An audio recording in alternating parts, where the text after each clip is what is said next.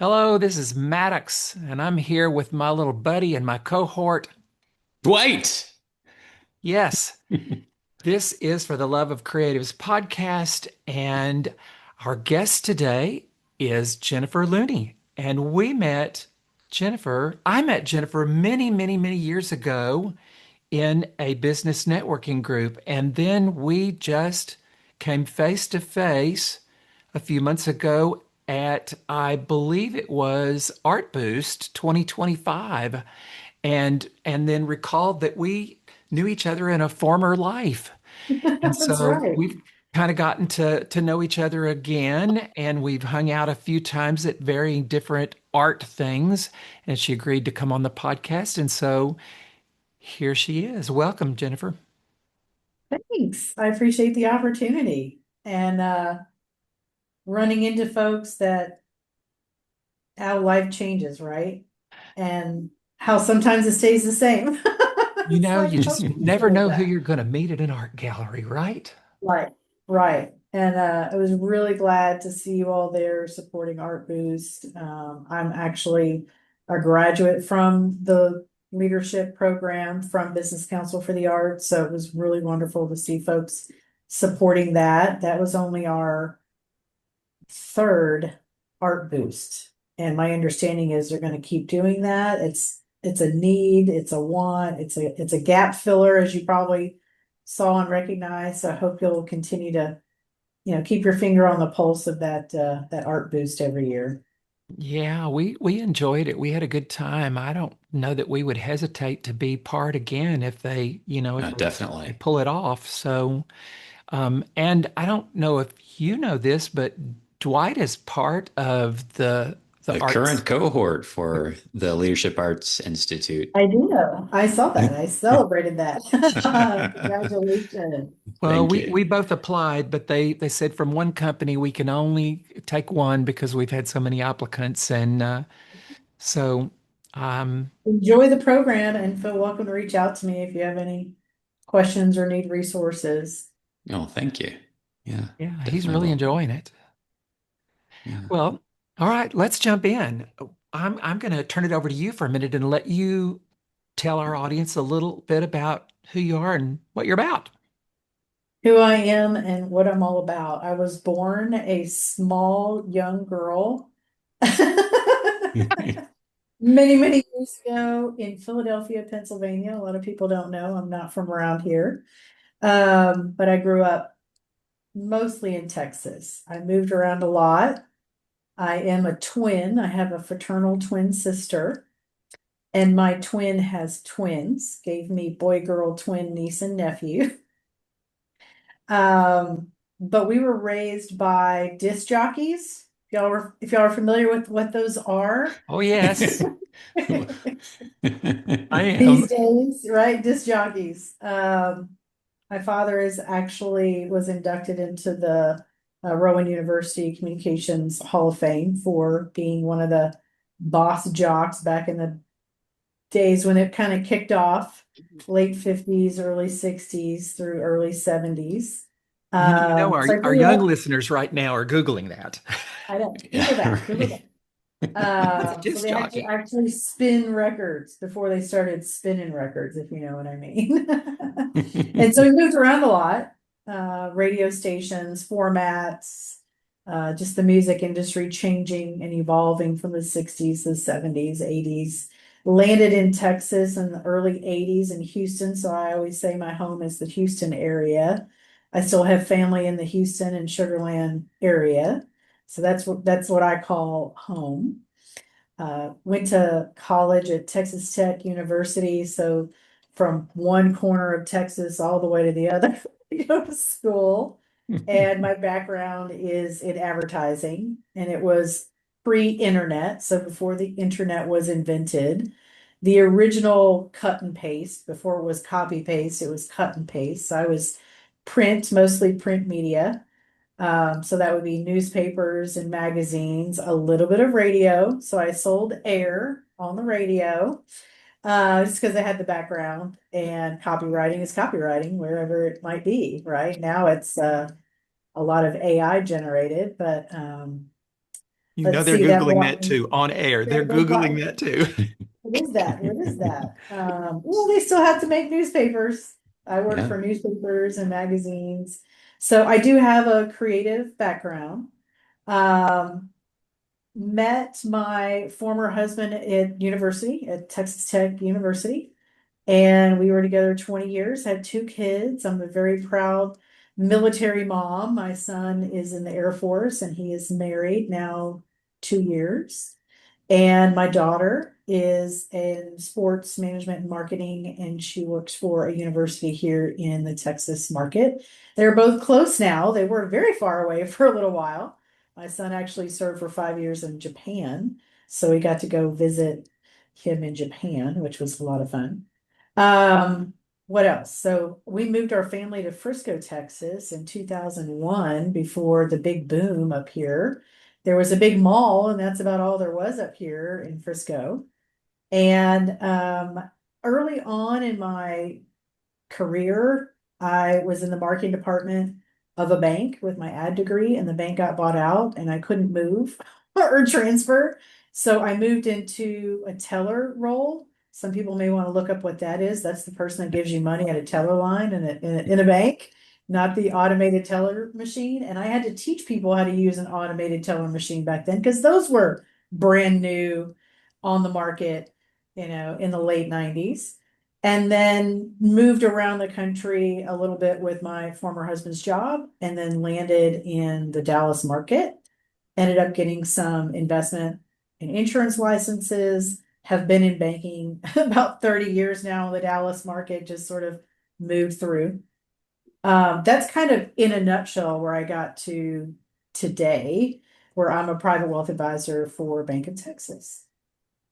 Well, that's an amazing origin story. And Crazy. yeah, a testament to how creative you are is you're in great company because I don't know if a lot of people know this, but James Patterson, the famous author, also had a background in advertising. And I think the biggest contribution to the field is he's the author of the famous, well, they're gonna have to look this one up too, Toys R Us jingle. Oh yeah. I don't want to grow up. I'm a Toys R Us kid. I could sing the whole thing. I won't bore your listeners with We're that. all showing our age now. It's like these young ones are going, "Oh my God." You know what? All of that happening. Now I am remarried and I'm married to a photographer, a creative, fine arts and business photographer. And I was a photographer as well, but back in the film days when film was affordable before digital. Um, so I feel like the moving around as a child growing up, and then the moving around with my former husband's job, and then having my kids move around and wanting them to move around and see life out there, don't just stay in one spot. That is part creativity. I think part of it is for some people might be a courageous act. For me, it's like that's just kind of how I was born and raised a nomad. I'm just going to move around everywhere. But I feel like that gives a skill in that pivot area, that favorite word we all have, pivot, right? So to be able to transfer, transform, transition, and not it be a huge traumatic, life altering, even though for a lot of people it is, I know that. It's kind of like we grew up with putting computers in our kids' hands, so it's super easy. But then when you talk to my mom and those, let's say, over 80 years old, it's not as easy for them to pick up and learn. We're working with a phone and we're just, how do you get your text message? How do you get your pictures? How do you get your videos? How do you get your social media? Constantly reminding them how to do that. It doesn't seem to be as intuitive for them as it is for how we grew up. And how I think that at least those sitting here on this this conversation probably pivoted a lot with technology. And some of it might have been a little bit scary. Some of it you dove right in, especially if you might have a tech background. But for some, it's not so easy. And there's so much creativity behind technology that sometimes that mind, you understand it. That's why there's a big difference between like iPhone and Android, right? And Apple and everything else. My first computer was a Mac. I thought I would be Apple forever, but no, I was in this industry, I was branded on Blackberries. If you remember the Blackberry story, you can go watch a movie about it and a documentary about it now. But people are going to be looking up what is that? And so to me, pivoting to Android ended up being easier for me than it was iPhone. I've tried the iPhone and it's not as intuitive for me. Right. So I feel like sometimes, having all of those transitions and changes, it's an interesting skill set, I think. I think so too. Yeah, I didn't ever touch a computer until I was probably about 36 years old. And I can Wow. remember, uh going out, with a mate at the time, and he was very computer savvy because he worked in industries that had to use computers all the time, and helped me pick it out, and we got it out, got it home, got it out of the box, set it up on the desk, and I'm like, cool, how do you turn it on? What is Like I that? didn't even know where the on button was. And I'm quite literate now. But and that's really odd for somebody that started so late. I think I'm an anomaly in some cases. I started so late, and yet I just kept pushing and learning, and I'm pretty literate. Now it's kind of going in the opposite direction. Now I'm getting older and things are getting more sophisticated. And now I feel like I'm actually my skills on computer are diminishing a little bit, but I think it's um, because it's moving faster. it's moving Everything's coming out, faster, it's moving and faster and changing faster. I'm moving slower, and yeah, I hear you you. know, I hear you. and I'm less interested at this point in my life. I don't I I just don't want to be quite as engrossed in it as I once did. Um, I want to ask about, because I know we've learned just enough about you to know that you have a whole other life away from the banking industry. And I Multifaceted, as they call it, right? Multifaceted. yes, yes. And I think it would be interesting for our listeners to hear how that came about, and and how what that looks like for you, because it doesn't look like I you said you did photography, but you used it as it was a past tense thing, And to my knowledge, do you paint? Are you in? I didn't think so. I didn't think No, so. but I'm still a photographer. I still love to play with photography, manual mode on my awesome. Look at all these cameras on my phone. Like, look at all those cameras. Yes. Yeah. There's manual modes, there's filters, all the social medias, anything. I mean, the minute social media came out and I was aware of it, which for me was LinkedIn, it was more business networking. It's still social, it's still a social network. Then it was Facebook, and then it was Instagram, I think in that order for me. I just I just gravitated toward it. It was that creative advertising, marketing, psychology. I loved it. I just love it. I'm the weird person that wants to watch the 30-second, 60-second advertisements. Unless they keep coming on and on and on, then I want to skip them. I love to see a brand new ad. I know what's behind it. I worked behind television, print, radio. I did all of that. So I'd love to see where it is now. But what brought me to sort of the art world in the more recent decade would be meeting my husband, Swad Beitovich. He's a professional photographer and a fine art photographer that had to sort of blossom and be presented to the world as that. I saw his photography when we were dating, and I was just like, the world needs to see this. I'm a photographer. I haven't played with this type of photography, film and digital photography for years. We met in 20, oh my goodness, 14 in a business networking group. And he was not presenting as a photographer. That was not the business that he was presenting at that business networking group. He and I had coffee like we're talking now. And in that one-on-one found out what we had in common. And part of it was photography. A big part of it was photography. So the next time we met, I asked him to bring this book that he was talking about that he had printed out a lot of his travels. Now, my husband's not from around here, he's from Europe. And so he was able to travel a lot more than, let's say, folks that might be in the United States. It's easy to travel in the United States, but it's so big. His weekends were, and summers with the family were in Croatia, Dubrovnik. It's just over the other side of the mountain from where he's from. Italy is across the pond. It's like going to Lake Louis, the other side of Lake Louisville. It's not far. And so he had these amazing opportunities to take some incredible black and white film photography, Ansel Adams being his, epitome of the awesomeness of photography, as most photographers go for. And he practiced it. He's more of a science mind. And that black and white film photography, the lighting, the depth of field, it struck him. He got his first camera when he was 11, gifted to him by his father, and he was just became, in my opinion, an expert at it in his style. There's definitely photography styles, what you'd like to take photos of. And it resonated with me. It was a lot of landscape photography, both city and country and water and mountains. And he did a lot of US travel as well. And that's sort of what brought the creative back.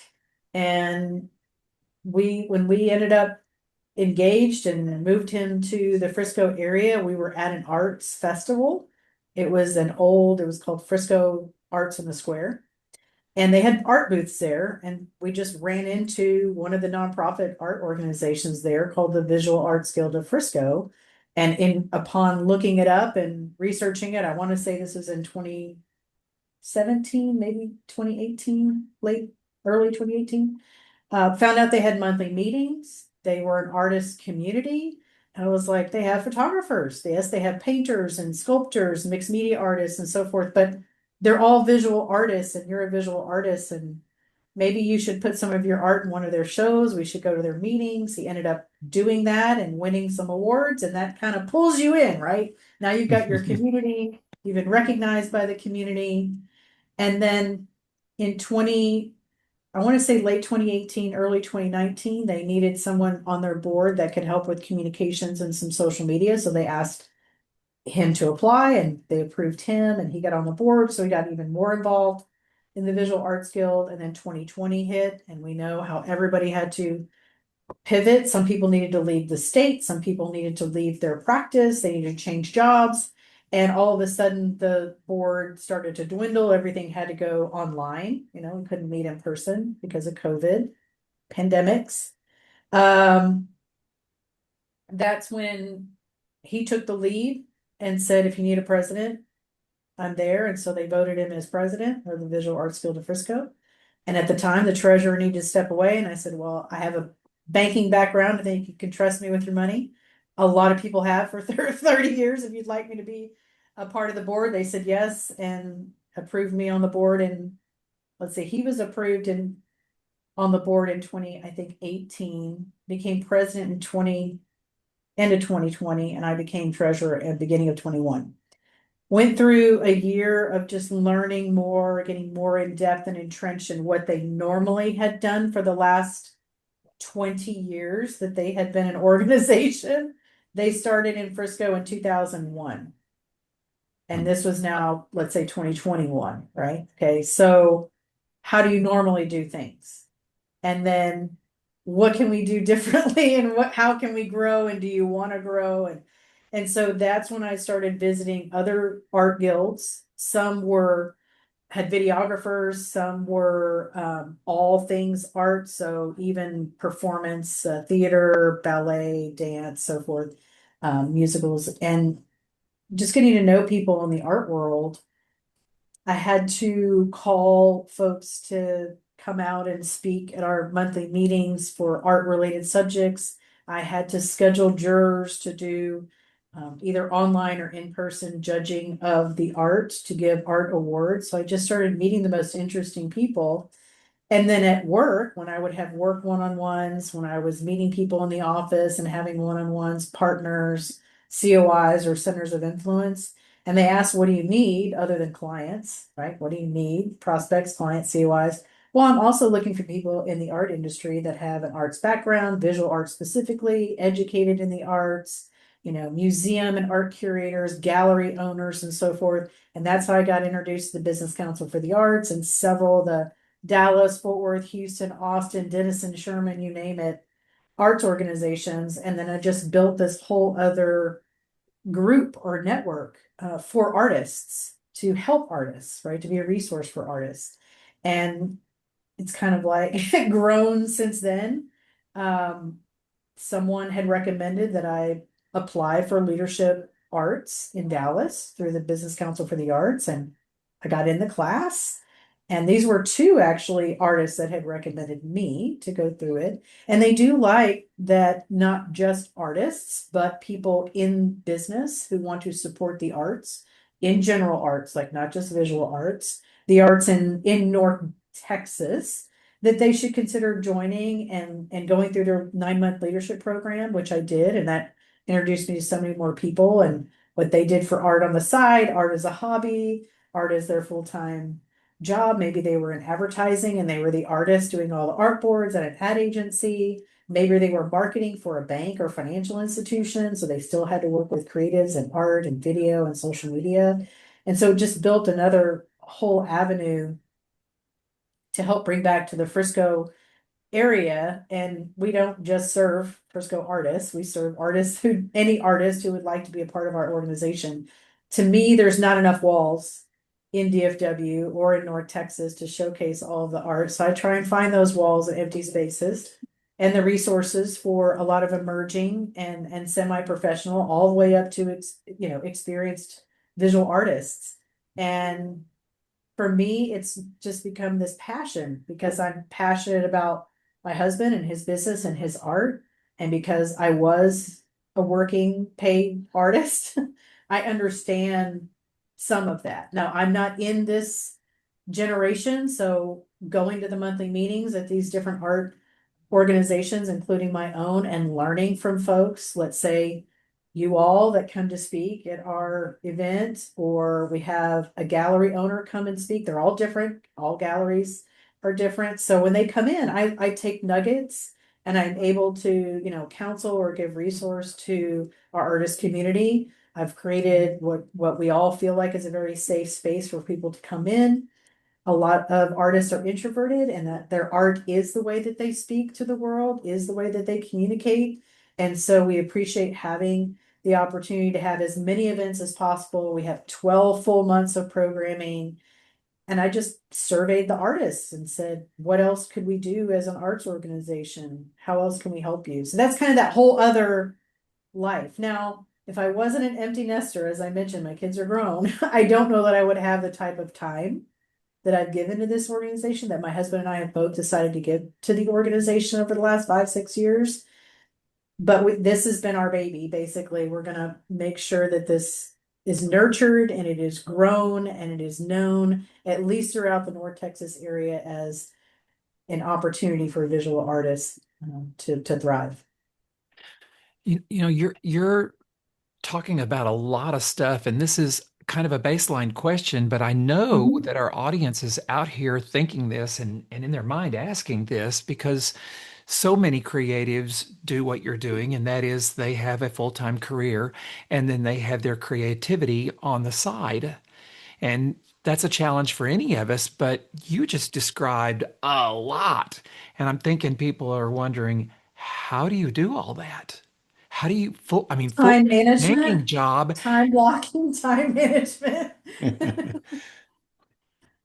First Well, of all, if that's the question and you didn't have a caveat to it, I can answer that question. well, Go for it. there is a little bit of a caveat because anybody can time block, but then there is the how do you maintain the physical energy to do all that? So there's a kind of a two-part question. That's DNA. No, it was just, I think it was passed down. I mean, like I said, I had disc jockeys, as dads. My energy comes from the passion. So why would an artist continue painting? There is something speaking to them. There is something that it has to get out. There's something that has to be done. There's a purpose to their project, their process, right? whatever that might be. If you don't have a passion for it, you'll put it down. You won't paint anymore. You won't take pictures anymore. You won't sculpt anymore. Or you'll take a break, maybe, and come back. It's like writer's block, right? But once you have that passion again, all of a sudden the energy is there. And you could just be writing all night, typing, writing, whatever it might be, typewriter, whatever it might be. For me, the long term of being able to be a creative again, that's energizing to me. To be able to be that resource for artists is energizing to me. And I think I'm an extroverted extrovert. So I soak up everybody else's energy. Just sitting here talking with you all, I'm soaking up the energy, not in a bad way, not taking it away. You're I'm not an taking energy advantage of vampire, the huh? energy. I'm taking advantage of the energy. And I feel like artists who belong, and I know you all have would probably answer it this way, so I know that confidently. When you get your groups together, your creative, connective source groups, do you not all of a sudden feel like, yes, you might be drained at the end of the night, but don't you feel uplifted? Don't you feel the energy of having all those creative people around you as a source? It's amazing. I mean, it is what we live for. I remember one of the hardest things about pulling together the events. They would take weeks of preparation and planning, and it when we executed them, it was like laying down dominoes to have them fall, to have it just be a very brief glimmer, but it was intense. It burned hot and it was amazing. And at the end of it, we were exhausted because we had to spin all the plates and make it all happen.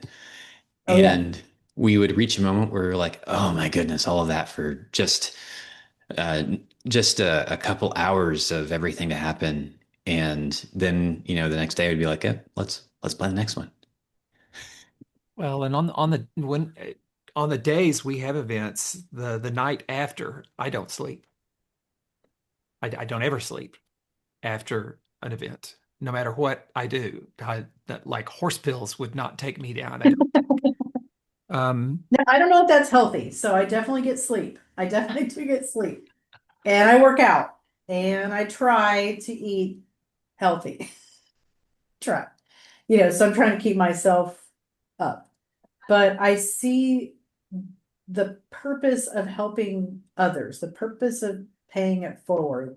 I see that they need my help and I can help them, and I'm a giver. So that's what fills my cup. The creative part, if it wasn't creative, I don't know that I would have as much energy to at night, on weekends, on my vacations, to pull up a laptop or open the phone, call somebody on the phone and work for the Visual Arts Guild of Frisco, which I do voluntarily. It's all a fully volunteer run.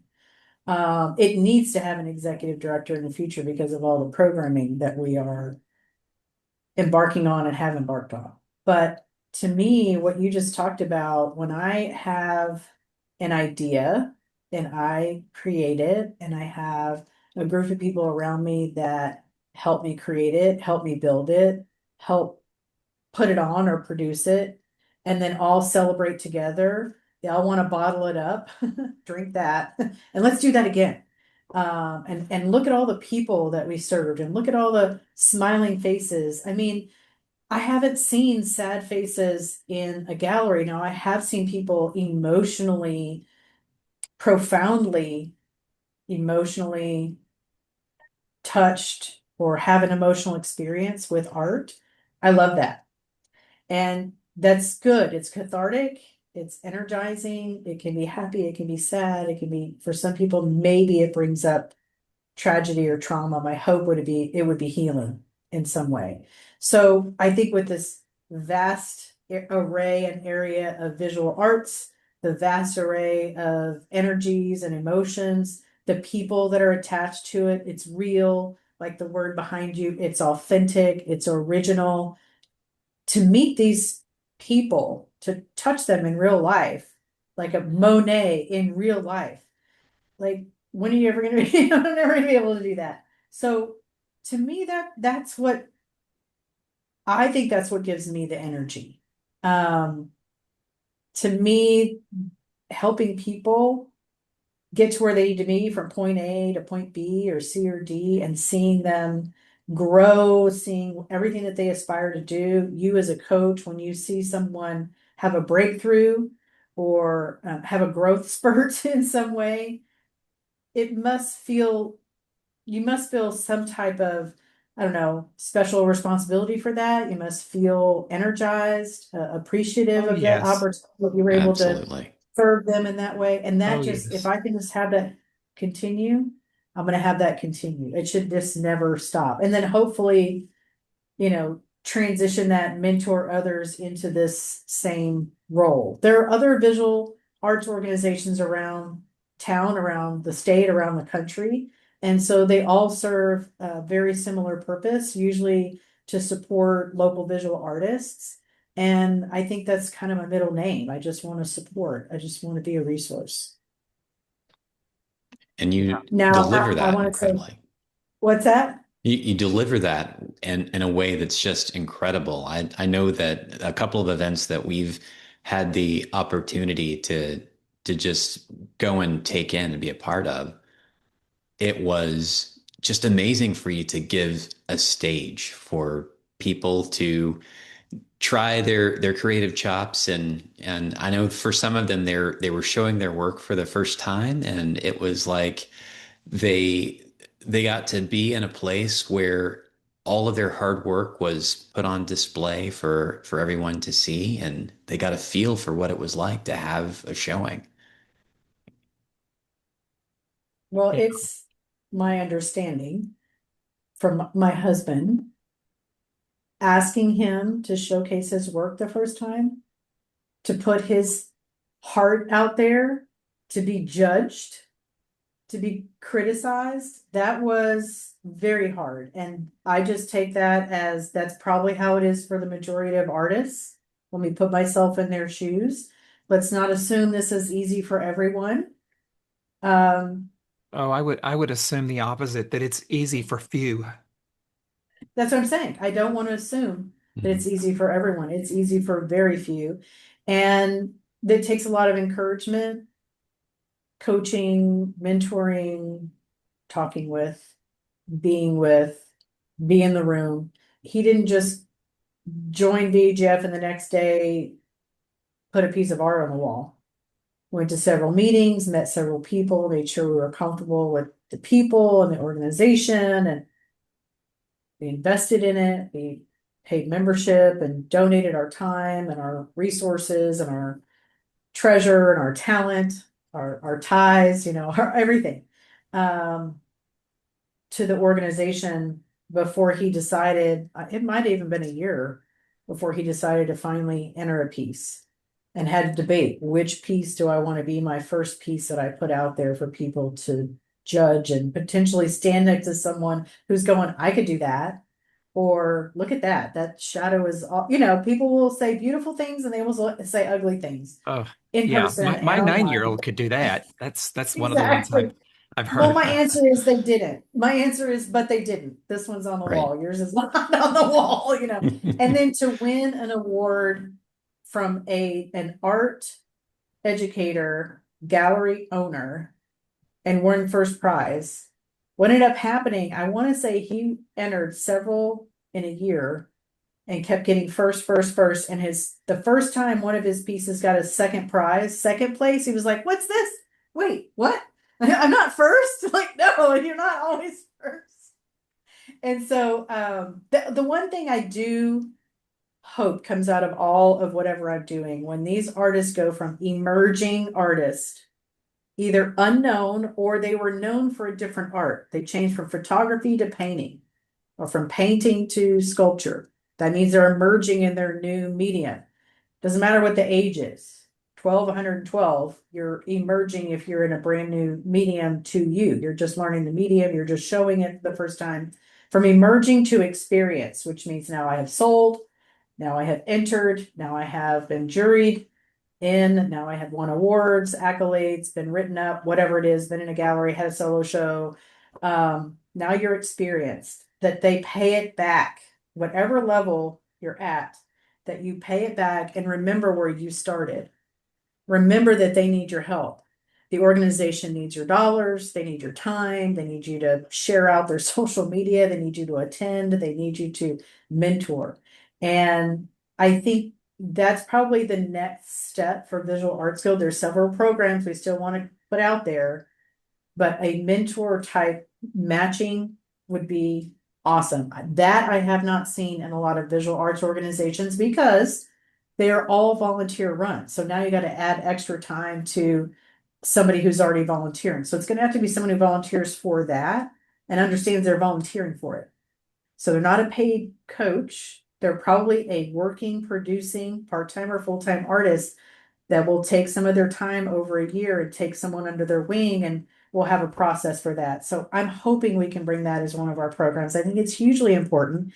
Whether you've gone to a technical type of course schooling, if you've gone to a full art program, if you've taken classes online or in person, if you're self-taught, at whatever level you are, would you be willing to mentor someone? So I'm hoping that we can bring that into the Visual Arts Guild of Frisco.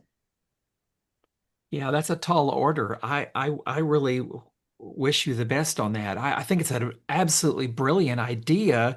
But my gosh, the whole world is so busy right now. It's so hard to get people to carve time out for hardly anything. Well, But we've look, heard we that carved song time out for before. this.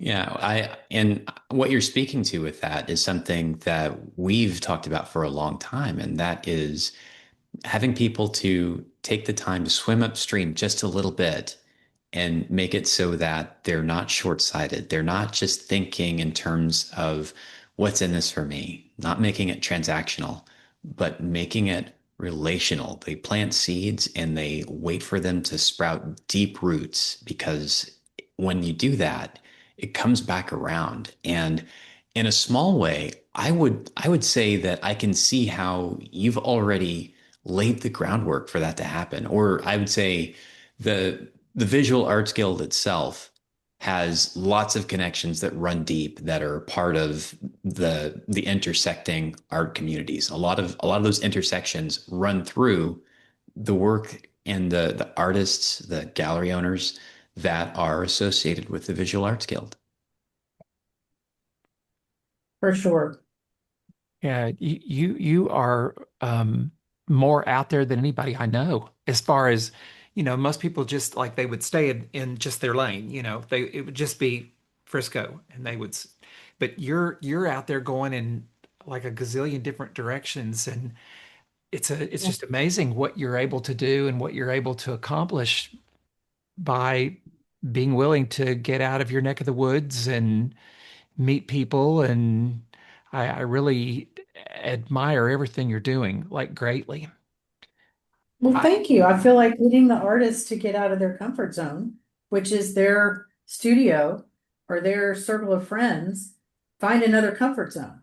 You can have multiple comfort zones. I'm having something come up for me right now that I'd kind of like to hear your take on. You were talking about how long it took your husband to step out there and put art in one of the shows. I'm not, I mean, I've dabbled a little bit for a number of years now painting. I started painting in 2012 and painted for a while and then put it down for about 7 years, and I'm painting again and have been for, I don't know, maybe 5 months now. Hard to say. I didn't mark the calendar the day I started. Um, and friends and people that we know are saying, "Oh, you need to show your art somewhere," and I have not. Nobody's seen my art except for Dwight and a teeny handful of friends that I've mostly just shown it on my the screen of my phone because Sure. there's been a couple of people that have been in the house and seen, but I'm less reluctant to put my art out there. Like I might enter in something where, it was a show, like, but I'm more reluctant if it's a competition. And I'm wondering if that's just me, oddball me, or whether that would be something that would be shared by other artists. I think what's coming up for me is, okay, so most of those things, sometimes it's just a first place winner. Sometimes it's first, second, and third. But you have all these entries, and you have three people that walk away really excited, and then all the rest of the people are disappointed. And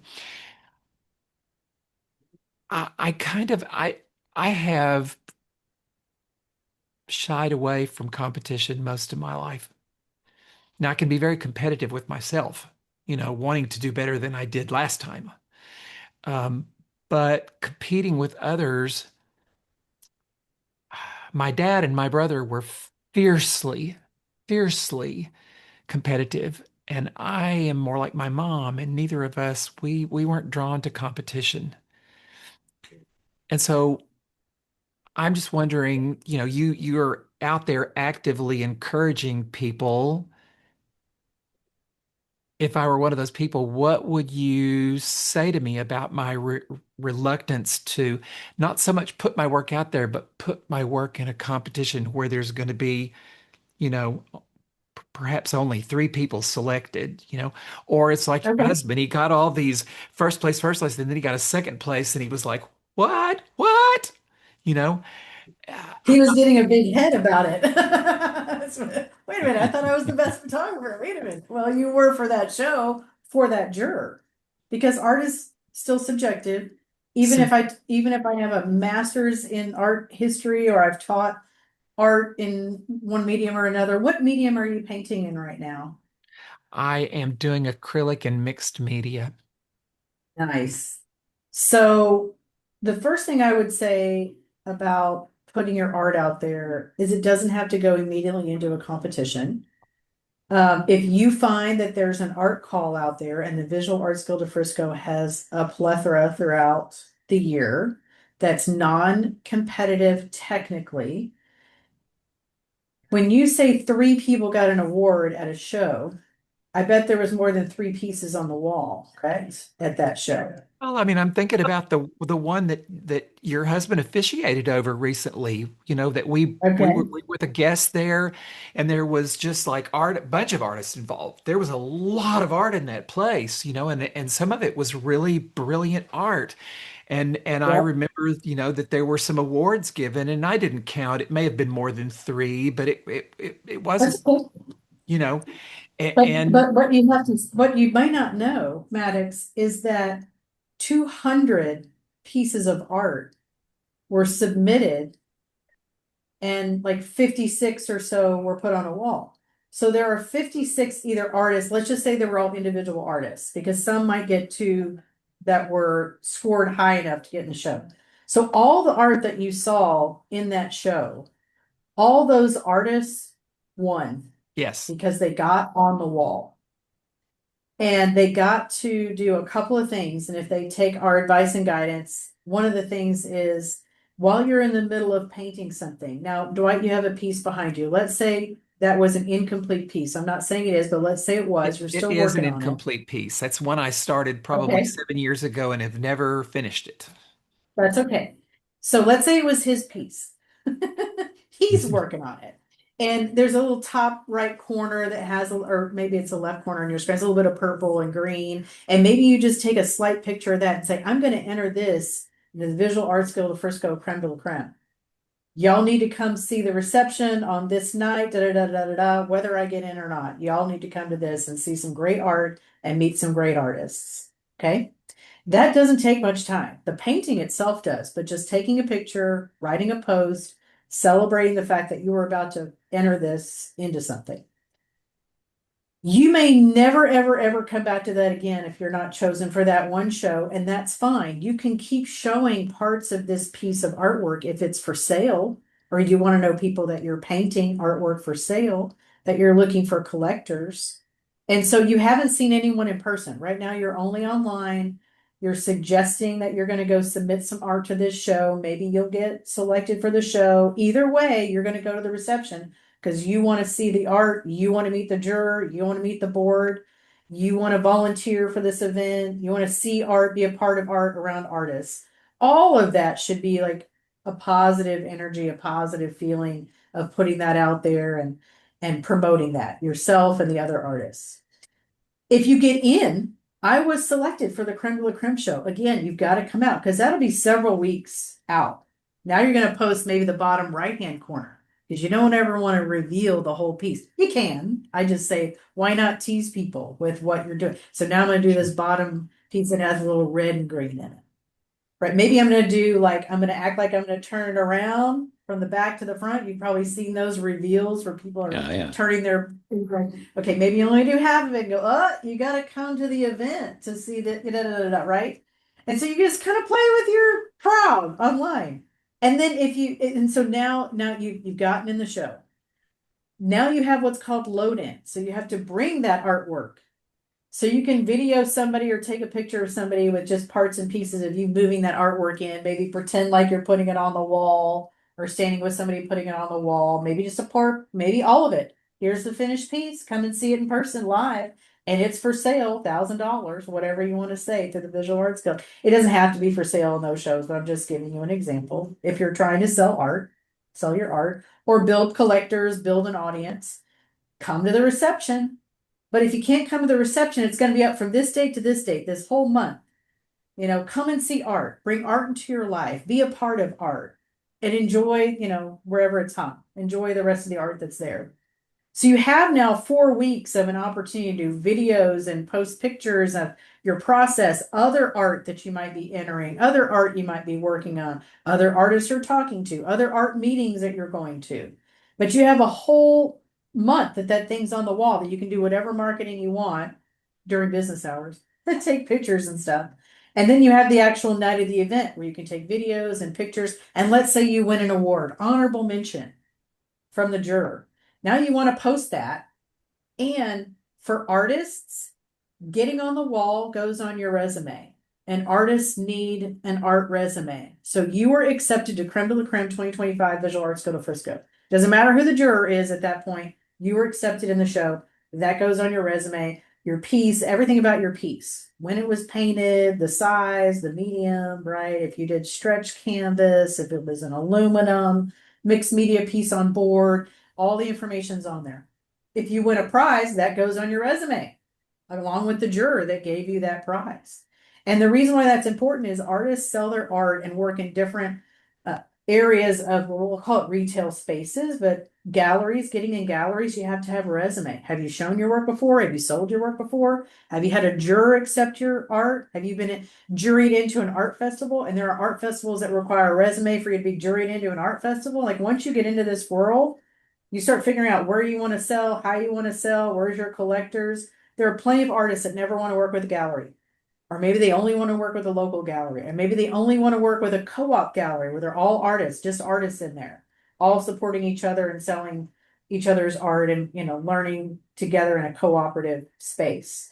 So all of what I just said is possible for anyone.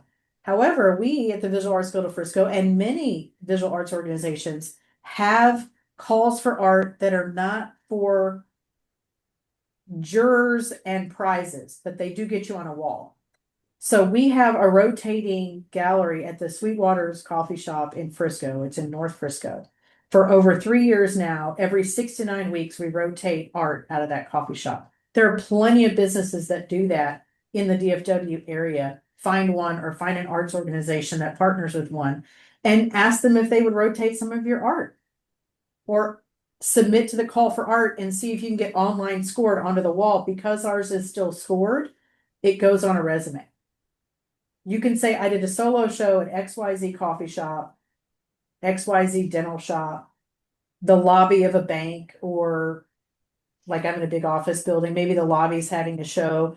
The Visual Arts League of Allen has a lobby show in, what's the name of that building? It's at 635 and the tollway.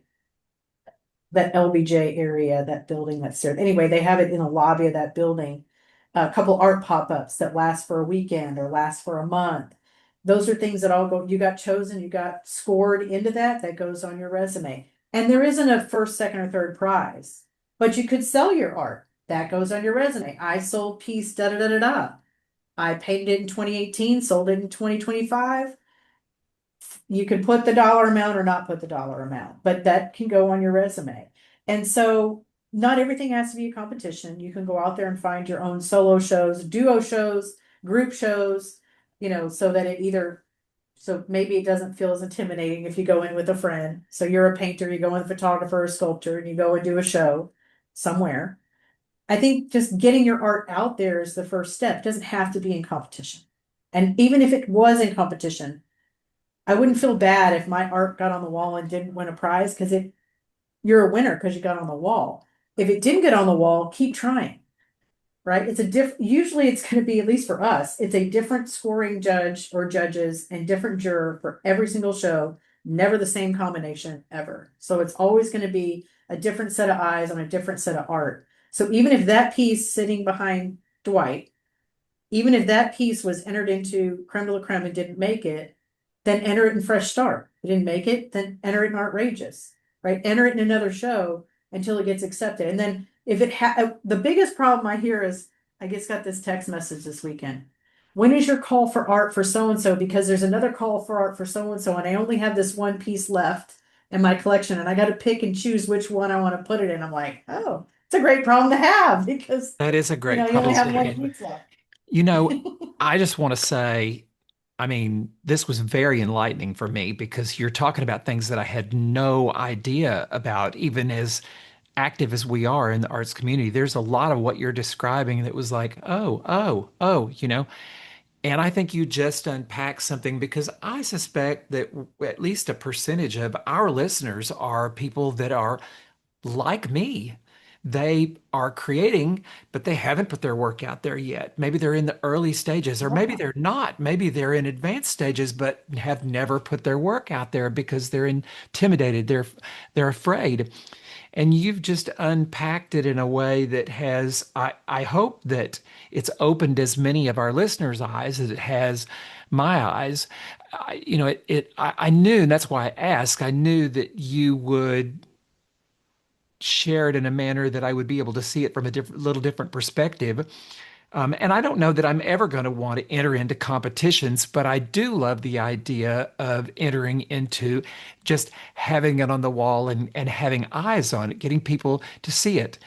I mean, I'm not, my intention is not to make my living selling art. So it's really for my own enjoyment. But do I like the idea of people liking my art enough that they want to buy it? Absolutely. Absolutely. Or that they connect with it. Just that they maybe some artists just want, does this connect with you? And there are two different schools of thought that I've heard over these last few years from artists. They'll stand next to their art and they'll listen to what people say about it and not tell them that they're the artist. Like, what are they getting off of that photo? I'm sorry, what are they getting off the painting that's behind Dwight right now? Is it resonating anything for them? Is it making them think of nature? Is it making them think of death? Is it making them think of birth? Is it making them think of family? Like, what is it? What are you sharing? What energy are you getting back and forth? And that I think has got to be kind of the one I want to share with the world, my heart, my soul, my spirit, my mind, whatever it might be, me. I want to put myself out there, but I don't want them to know it's me. Then you have others that say, it's my piece. What do you think? And they'll ask. Everyone always asks, well, you as an artist, I'm asking you as an artist, what was your intent? Right? And some artists want to tell you what you're supposed to see in that painting is, I don't know, a Thanksgiving dinner. Do you see it? Do you see what I'm doing? And some artists say, I want you to make up your own mind. So I think there's I'm those I'm like I'm two one of those. I schools of thought. when I paint, I don't paint anything into it that's representational. I'm abstract. And when people say, "Oh, I see a cat or I see somebody's face or I see a house on the horizon," well, that's what they chose to see because I didn't paint that in there.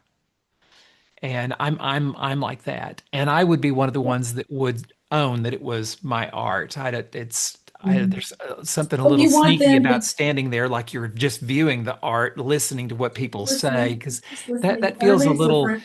entrapment, maybe, you know?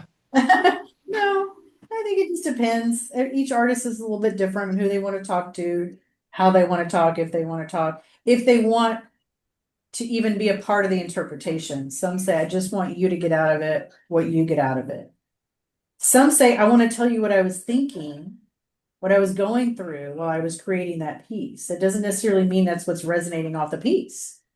But I was going through a really rough time. My mother just passed away. It was a really dark time. I'd lost a job, or I was elevated. I just got married, or I just got a new puppy, or whatever it might be. Like, this is the mindset I was in when I created this. But what you take from it is what you take from it, right? So everybody's different. Even if it was a landscape, even if it was a landscape photography, like, what is it? What is it? What is resonating with you? It- Some artists don't want to put that illness on the person that's viewing it and enjoying it. They want them to just interpret it their own way. And how does it make you feel viewing it? And by it- the way, not all of our, I think I mentioned this, not all of the shows that are out there are you required to sell your art. And so maybe there's a piece that you just want everyone to see. Maybe it's the piece that's behind Dwight. You just want everyone to see it. You want it to resonate. You want to share it with the world, but you don't want to sell it. So you make it not for sale. You can do that at plenty of shows. I would suggest, especially for new emerging artists, or even those who are experienced that are just like, I don't know if I can, or like physically can show my work. If I mentally and physically am up for it, I think having an artist community is important because that helps to build up your support system, your support group. I believe you can find art organizations. We've had some, we're going back to them this year. They're called critique circles. So either artists critique each other's work, so you talk about each other's work and you learn, like, oh, if you use this brush stroke would da da da. If you use this palette knife, maybe would pull out. If you're like, I'm really trying to pull this color out and I don't, so you're asking for their advice and guidance, and they're not expecting you to take it or leave it. Um, so those are great supportive groups to be a part of as well. Taking classes with another artist, you go together and you take a class, even if it's online, you're both doing the same YouTube class, or you're both going to Dallas College or Collin College or whoever has an art class. Even a individual artists have art classes in their homes. So you both sign up for it to go together and you both talk about your pieces. I think that's that support system, that support group is there if you want to go and connect with it. You just might have to look for it or ask around. In our organization, I always say, ask all the artists what they're doing. Where are they showing their art? Who are they showing it with? And it's about time management, right? So if you have a family and you have a job and you're trying to paint at midnight, some people love the competition. Some of these artists love the competition. They thrive on it. They think it's fun. They think it's interesting. And some like it for the prize money. Some like it for the accolades and the pat on the back, the recognition. Some just want to be a part of that group. They just want their piece on the wall with other pieces that have won awards. Yep. So it's a bunch of different camps, right? You are definitely a wealth of information.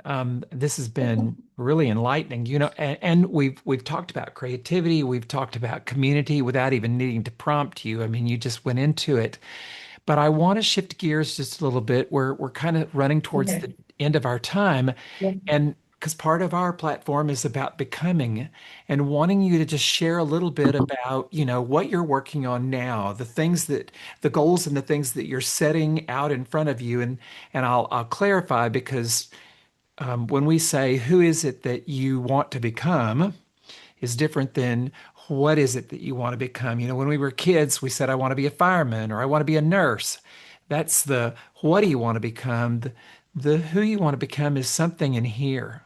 Maybe it's a more compassionate person, or maybe it's a person with more intuition, and the sky's the limit. But as you think about your next step, the next thing that you want to do, because we've all heard what got you here won't get you there.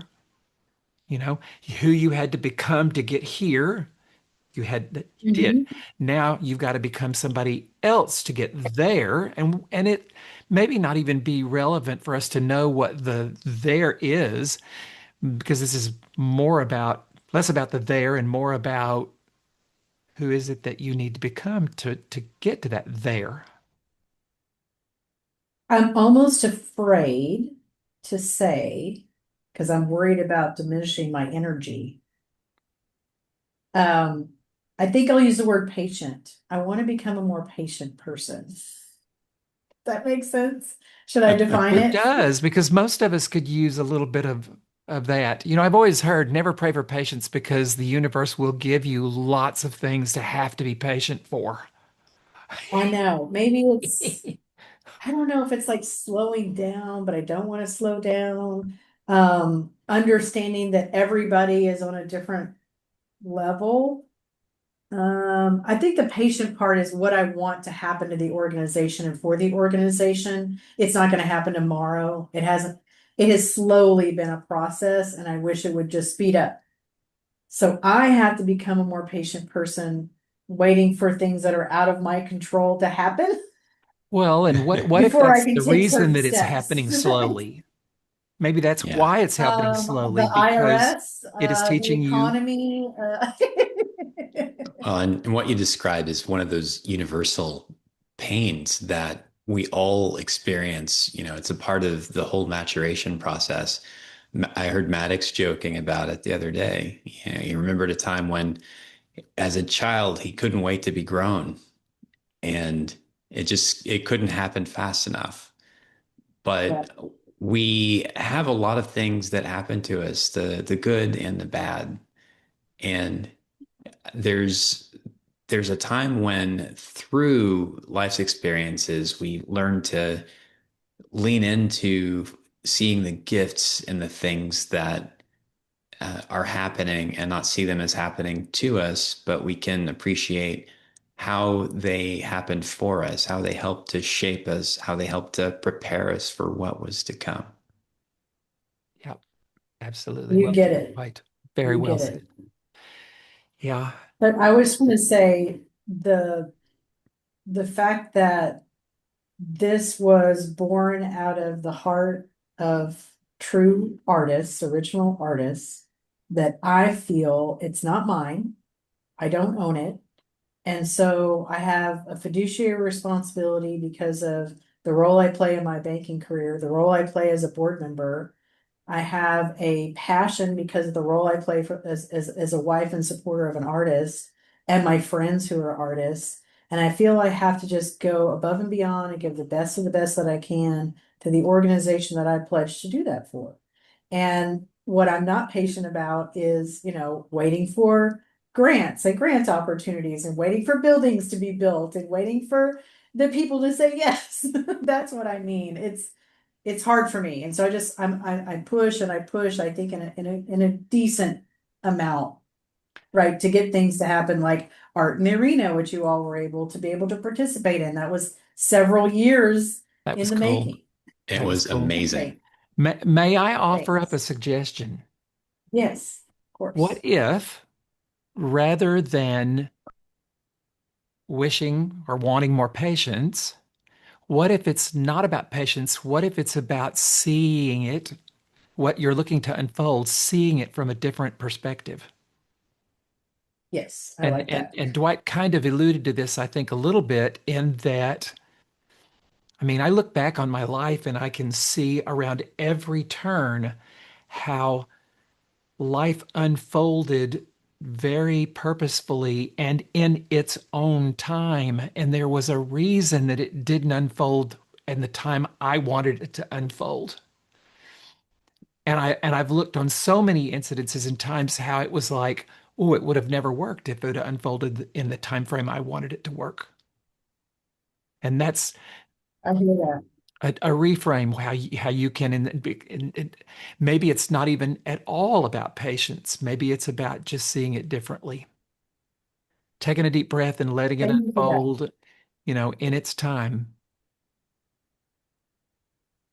Thank you for that. Thank you both for that. This has been delightful. I mean, I love everything. It was so nuts and bolts and nitty gritty and all of the things that you've learned that were, I mean, I can imagine literally just punching replay and listening to that, you went on a little bit of a rant there that was really amazing. You're knowledgeable. You're also very, very connected because you're rattling off all these different organizations where you can show work. You could generate some type of a documentation that you could give away or possibly even sell, that would have all these organizations and resources for people that want to, instead of having to ask around all over the people, just talk to Jennifer Looney. She's got the No. goods, you know, It's a great idea, a resource for sure. a resource. Yes. And, blood, sweat, and tears have been put into that. So you don't necessarily have to give it away for free. Well, one of the things I'll say is it's kind of like having, it's that whole you can bring a horse to water, but you can't make them drink. I know you know this as a coach. I know you know this for the positions that you've held, the jobs and the people in your life. I can be the best resource. It's a matter of, are people going to use it? How do Yeah. you get people to use it? They need a coach. They need someone like a Maddox. They need a creative coach. Well, yes, exactly. And I think I'm also thinking too, they need an incentive, and we place more value on what we pay for in some shape, form, or fashion. We either pay for it with Yes. time, we pay for it with energy, we pay for it with money. That resource is more valuable if they had to give something in exchange for it. Well, there's another a couple of times of that fork, and I'm going to do a callback to the way that you came up through the ranks. It's that old principle in advertising or just communication. You don't know when it is that someone's actually going to hear it. You may have to present it multiple times before it makes a dent, and it's even something that they can understand, that they can actually hear. Because until they're Right. ready, it just sounds like noise. Well, it's readiness, and then it's also a combination of all of the noise that's out there right now. It's amazing how many times you can see something and not see it just because there's so much noise. Good stuff. I think that's where prioritizing and time management might come in for some people. You have to prioritize what's important. Yep. Yep. I'm being bumped up against my edge on that right now. So, Okay. right now, Jennifer, thank you so much for coming and being a guest. This was absolutely delightful. I love all the twists and turns of your story, the moving around part. It was all very interesting, but also very enlightening, very engaging. I know I got a lot. Yeah, this was wonderful. Thank you so much for the opportunity. It was fun hanging out with y'all today. It was fun hanging out with you too.